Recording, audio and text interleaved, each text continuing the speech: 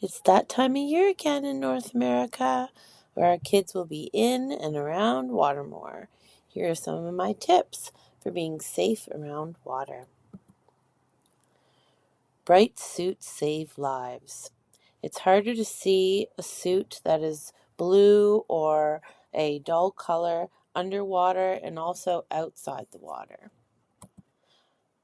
A bright suit like this one here can be seen underwater, especially if you're trying to find your child, and even in a big crowd. I find bright colors are very helpful for any sort of public setting, and they're also great for the water, so it's a double good thing.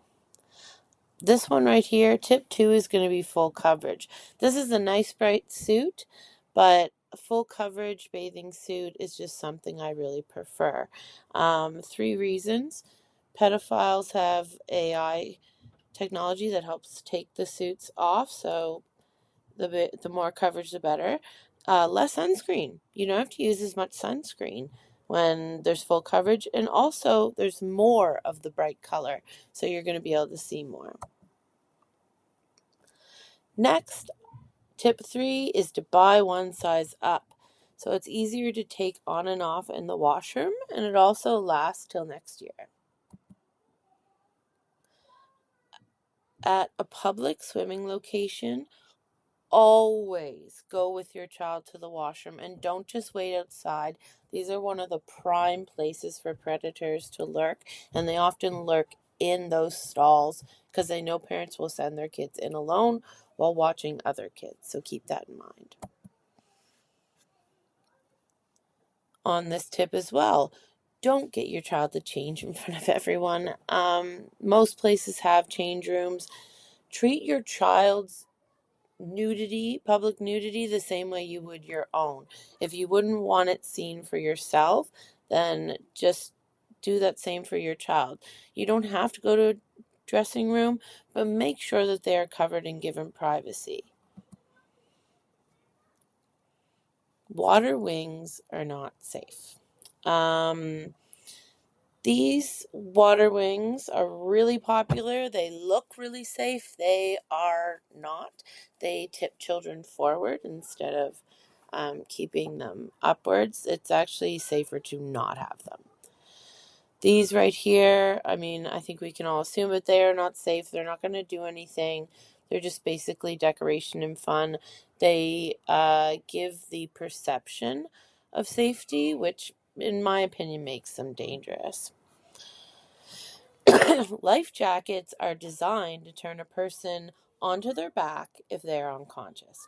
The water wings actually cause a child to tip forward. So make sure you're using a life jacket that is the right size for your child. Do not use an ill-fitting life jacket. It might not work properly and be a hazard instead. As always, no product can replace proper supervision. Never assume your child is safe by themselves near or in the water just because they have a life jacket on.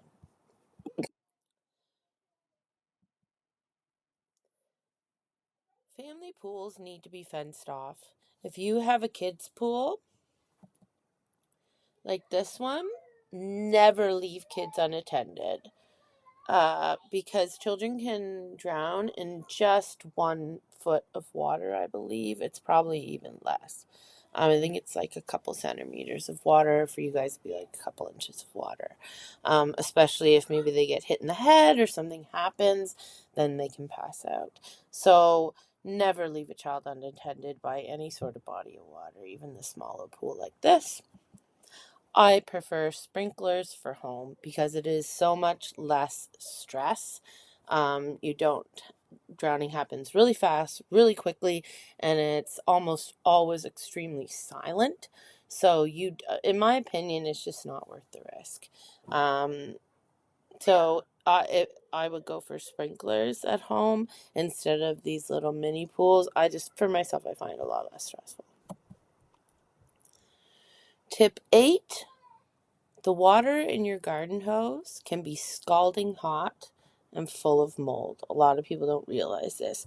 So when you first turn on your garden hose, you need to test it.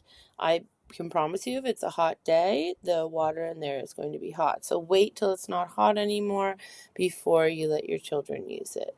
And then I know people think this is extra. We used to drink from the hoses. But I found out while working in childcare that often these garden hoses have a lot of black mold inside. So it's actually really unsafe to drink from it and just not a really good idea. Next, tip 9, never depend on your child's ability to obey you for safety.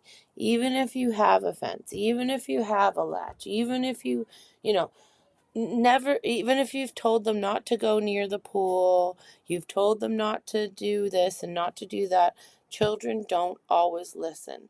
They will sometimes climb a fence, they will sometimes disobey you. That's what children do. And you never want to rely on that for safety. It's just not smart. Tip 10. This is one I discovered last year. Bright, sparkly inner tubes help make children visible and keep them afloat as well. So this does not replace a life jacket in any way, but these bright inner tubes that I got from the dollar store made it really easy to see these two. These are my kids at the lake that day.